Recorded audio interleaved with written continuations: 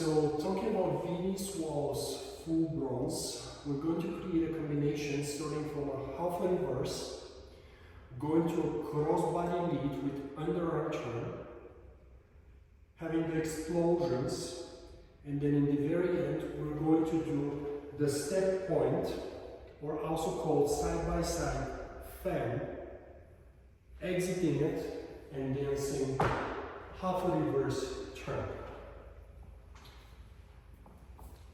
So when dancing the first half of the reverse turn, it is important that we end the step slightly diagonal progressively towards the long wall of ours. I'm making this as a very important point because if the female dancer or follower dancer ends up underturned for any reason, either because the male did not turn enough, or either because the female was just drying herself and did not rotate enough, the female would not be able to commence the crossbody lead. The crossbody lead commences with the left foot and it should be executed with a heel lead. But the only way for you to start that heel lead is if you're direction-wise coordinated properly. Again, if it's underturned, then naturally you should be moving this way. Yet that figure will have to lead you left moving forward. When commencing the inside turn,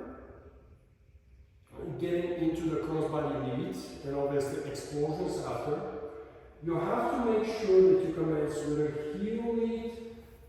heel lead with soft rise before you rotate. Now there are two ways of dancing that figure, and as far as I know, they're both more than correct. Once again, going to a backside feet together. If commencing it with 3 steps, you will have left foot forward, right foot forward, left foot exit. If dancing of 5 steps, which would create a full underarm turn, the steps will go left, right, left, right, left. Especially in the beginning when learning it, starting just with 3 steps, understanding the proper idea of crossbody lead, just getting to where one should go, understanding the music, direction, space in between is probably a good idea, and then after that could easily convert into a 5-step underarm turn from a crossbody lead. Now, from a rise and fall standpoint, I've mentioned in some of the previous videos where, yes, Viennese waltz is a very fast waltz, but another way of thinking about it is a weird crisscross between a waltz and a tango in terms of lower part attention. The lower part of the body does need to create a little more softness comparing with a waltz, because the waltz, the proper waltz, gives you more time to create your swings, to create your down and up, where a Viennese waltz requires a lot more speed, So if creating a little more cushion and staying down for the most part, that may actually allow a lot of the dancers learning Viennese waltz to have better experience with more drive versus struggling to create that up and down. So back to the figure. We have the half, we have the crossbody. I'm going to dance it with 3 steps for the purpose of learning it. From here we have the so-called explosion. 1, 2, 3, 2, 2, 3. Right from there, we actually have to start switching places with our partner. So if my partner is on my right side, I have 3 steps to go around him. Right foot, left foot, right foot. Once again, I do have the explosion, and then I exit. I once again have the left foot free. We're trading places again. Left, right, left. And now the choice is either dancing one more explosion and then entering the side-by-side flicks, or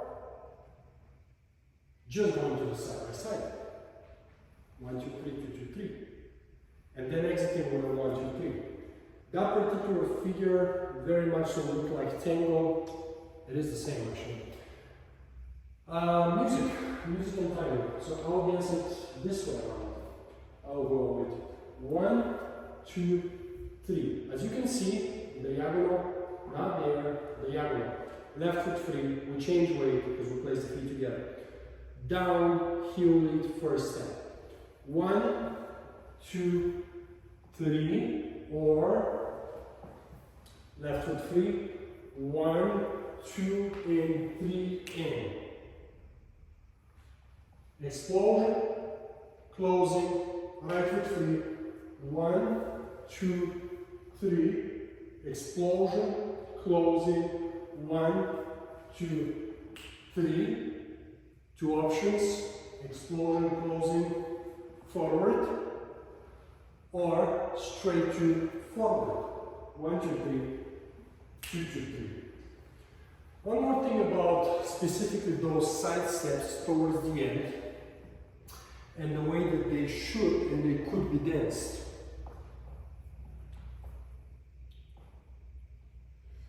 When dancing the side-by-side fence, we can dance it with crossing in front or crossing from behind. And the way that would look like is I can take a step forward, and then from here I can get closer to my partner when I'm moving forward to connect right away and then move. If the couple prefers to have more space and dance more progressively, the follower may actually go back and then create space.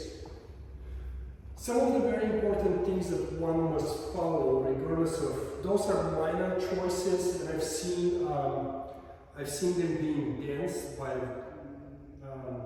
variety of dancers in different ways. I don't really know to what degree those matter, because if one masters the techniques and the concepts behind, should be able to dance it regardless of the positions and the minor adjustments. But when dancing, for example, when going to those fans, you want to make sure the first step is a heel lead compress. Heel lead, and then a fan. Going this way, going that way, ain't gonna matter in my opinion that much. Taking the step, and then again brushing. Steps must brush, direction should be clear, space between your feet are important. Head position. If you have rotation to the left, your head should be probably to the left. If you have rotation to the right, your head should probably look to the right. Especially when dancing, the explosions, I think it's very important for the one to look where they're going. So if I get to the first piece with the explosions, as you can see, my hand is to the left while turning to the left. When I commence movement to the right, I will actually look to the right. And then I'll look to the left to face my partner, to dance the explosions. So where the head goes is very important. While learning it or while beginning to just getting, sort of grasping the idea, it is okay if the head is kind of in between and there's just conscious understanding of directions, of what the figure looks like, and then over time definitely developing a proper shape, sternum elevated, center, down through the knees and so forth. Once again, the main reason why I'm talking about coloration between tango and waltz is primarily because I'm trying to emphasize on the big difference that actually Viennese waltz and waltz do possess. So, although there's a rise and fall, it's a swing dance, there's a rise and fall, and I'm not trying to say that Viennese waltz is a tango because that would be an insanity. I'm trying to emphasize on the importance of staying softer and a little kind of lower through your knees consistently. So the rise is a little more ankle rise versus in waltz where you can kind of release the knees a bit more and create stronger and more exaggerated and obvious rise. So that would be the prime difference. Head is super important, head weight, making sure it's not tilted, but obviously goes where it should go. And then over time, building the idea of the whole 1, 2, 3, 1, 2, 3, 1, 2, 3, 1, 2, 3, perhaps starting with a very slow music, literally maybe a slow waltz would work just fine.